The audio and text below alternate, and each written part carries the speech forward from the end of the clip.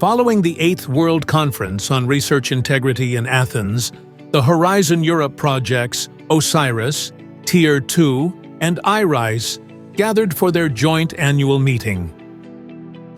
I think for us to communicate well and collaborate well, it is helpful for people to know who each other are. The event united project partners, stakeholder representatives, and advisory board members. Malcolm McLeod's keynote opened the meeting, discussing the complexity of reproducibility, progress made, and areas for improvement. My holy trinity is research culture and research integrity and open research.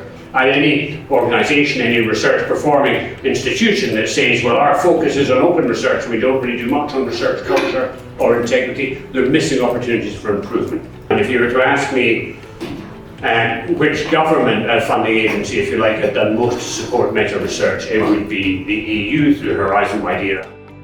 Partners then delved into the nuances of terminology and approaches, emphasizing the need for clear definitions and the role of epistemic diversity.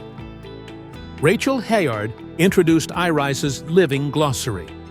So we have replicability, which is now in our world, right? It's the extent to which the design, implementation, analysis, and reporting of a study enable a third party to repeat the study and assess its findings. A replication is a study that repeats all or part of another study and allows a researcher to compare their findings.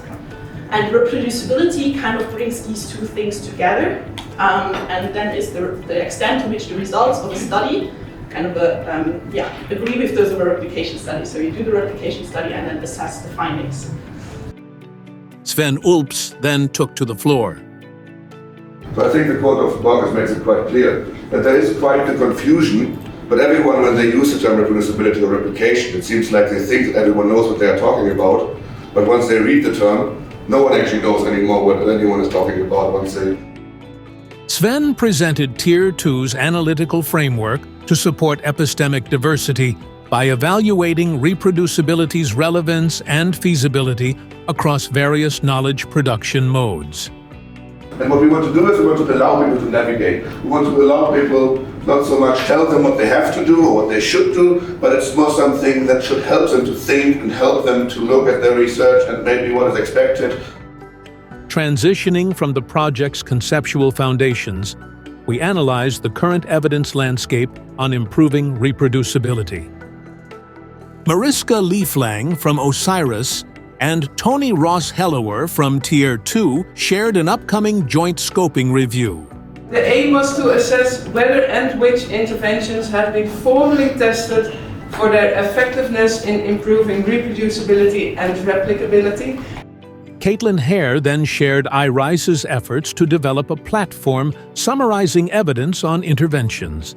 Really, we were interested in, given all of the evidence that is out there on these different interventions, how can we bring about evidence-based improvements in different contexts? Importantly, on this slide, I've also got OSIRIS and TIER2 in here because it has been so helpful for us that this scoping review was already underway and that we had something to look at.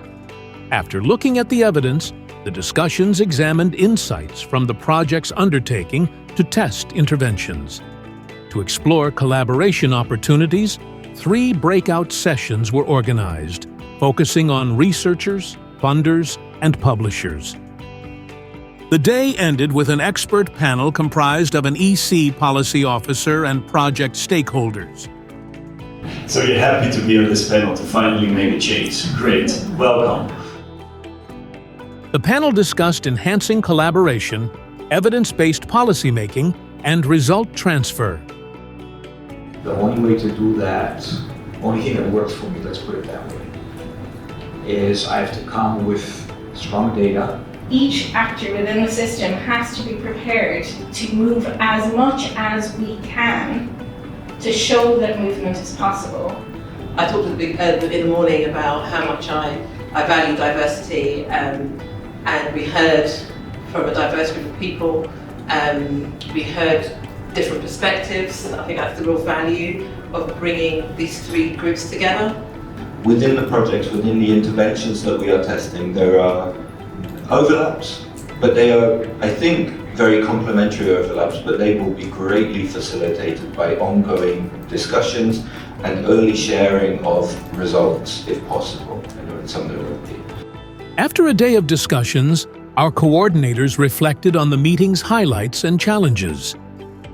We have a very collaborative effort, and not only collaborating within our own projects or within our own domains of research, but we're really collaborating interdisciplinary and even transdisciplinary in this field.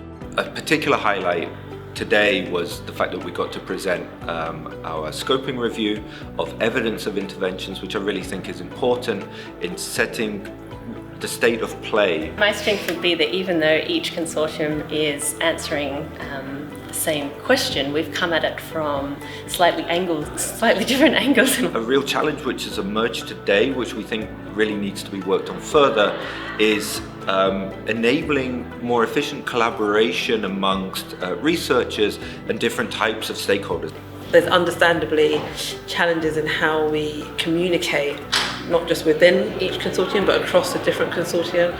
We, for example, use different words for the same things, or we use different words different words in different contexts. So there's definitely a challenge in that, but I think because we're having these conversations here, I think we're making good strides in trying to address those challenges.